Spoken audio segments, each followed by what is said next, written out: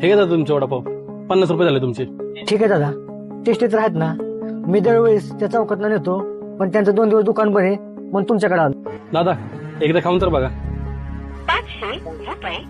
आहे ना, 50 रुपये पाठवायचे तर 500 रुपये पाठवले. बघ बरं कुठे गेले तिचा. आयला ही पण कधी टायमिंगला सांगत नाही. दादा तो तर खूप लांब गेलाय. दादा एवढा काय विचार करताय, जाऊ दे की आपला फायदाच झालाय. दादा वडापाव देऊ. दादा आता परवलीचाच आहे ना, त्याने 50 रुपयाच्या ऐवजी 500 रुपये दिले होते. दादा माझे 50 झाले ना. दादा तुम्ही पैसे नका पाठवू. का काय झालं दादा? तुम्ही 50च्या जागी 500 रुपये पाठवले, उलट मीच तुम्हाला 400 रुपये देणे. आताचे पैसे कमी केले, ठीक आहे तुम्ही 400 रुपये. हो दादा, त्या दिवशी माझ्याकडून चुकून 500 रुपये गेले.